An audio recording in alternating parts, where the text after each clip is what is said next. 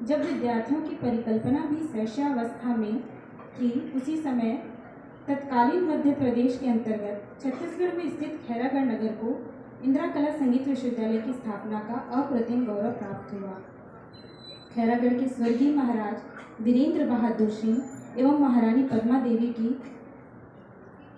कीर्ति कौमुदी सदैव मुस्काती रहेगी, जिन्होंने अपनी दिवंगता पुत्री राजकुमारी इंदिरा की स्मृति में संपूर्ण राजभवन का उदारतापूर्वक दान करके इस विश्वविद्यालय की स्थापना की। दिनांक 14 अक्टूबर 1956 ईस्वी को श्रीमती इंदिरा गांधी के कर कमलों द्वारा उद्घाटन हुआ।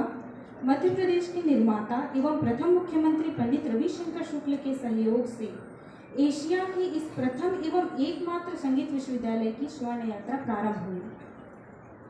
सन 1956 में स्थापित इंदिरा कला संगीत विश्वविद्यालय खैरागढ़ को देश व एशिया का प्रथम संगीत विश्वविद्यालय होने का गौरव प्राप्त है। इसके साथ ही छत्तीसगढ़ राज्य गठन के पश्चात सबसे पुराने विश्वविद्यालय का गौरव प्राप्त हुआ है। संगीत एवं कला अध्ययन अध्यापन की दृष्टि से विश्वविद्यालय की स्थापना का विचार आज से लगभग 67 वर्ष पूर्व करना सचमुच दूरदृष्टि का परिचायक कहा जाएगा। इंदिरा कला संगीत विश्वविद्यालय की स्थापना कर दूरदर्शिता का परिचय दिया खैरागढ़ नरेश स्वर्गीय मेजर राजा वीरेंद्र बहादुर सिंह और स्वर्गीय रानी पद्मावती जी। स्वर्गीय रानी पद्मावती देवी ने अपनी द्वितीय सुपुत्री स्वर्गीय राजकुमारी इंदिरा देवी की स्मृति में 25 दिसंबर 1944 में इंदिरा संगीत महाविद्यालय की स्थापना की। उस समय इस तरह की अन्य संस्थाएं शिक्षा विभाग में न होने के कारण इसके विकास में अनेक दिक्कतें आ रही थी। इन दिक्कतों को दूर करने की दृष्टि से कुछ समय पश्चात इसे अकादमी का स्वरूप दिया गया। इस प्रकार इस संस्था को इंदिरा संगीत अकादमी का स्वरूप दिया गया और यह संस्था इंदिरा संगीत अकादमी के रूप में सन 1956 तक कार्यरत रही। 50 के दशक में इसके उत्तरोत्तर विकास हेतु तत्कालीन मुख्यमंत्री पंडित रविशंकर शुक्ल के समक्ष रानी पद्मावती देवी ने इस संगीत अकादमी को संगीत विश्वविद्यालय के रूप में परिवर्तित करने का प्रस्ताव रखा। राजा वीरेंद्र बहादुर सिंह और रानी पद्मावती देवी ने अपने ऐतिहासिक पैतृक महल शासन को दान देकर इस विश्वविद्यालय का मार्ग प्रशस्त किया। यह संयोग रहा कि विजयादशमी के दिन 14 अक्टूबर 1956 को श्रीमती इंदिरा गांधी के कर कमलों द्वारा विशाल जनसमूह की उपस्थिति में विश्वविद्यालय का औपचारिक उद्घाटन संपन्न हुआ। ललित कला के क्षेत्र में यह एक अनोखा प्रयास था।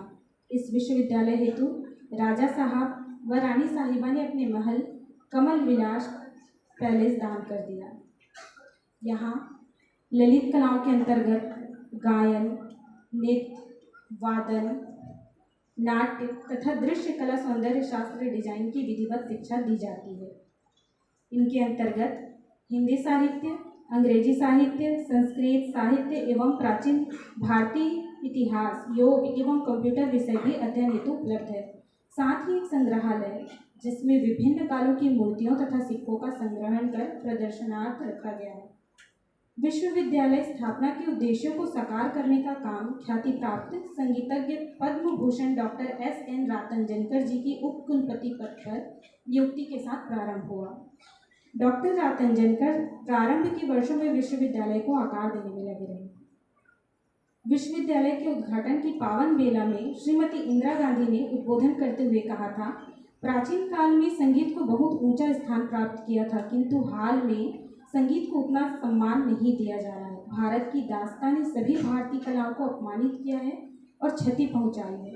प्राचीन भारतीय संगीत भी उनमें से एक है। भारत के पाश्चात्यकरण के साथ यह गलत धारणा बन गई है, प्राचीन भारतीय संगीत पाश्चात्य संगीत से घटिया है।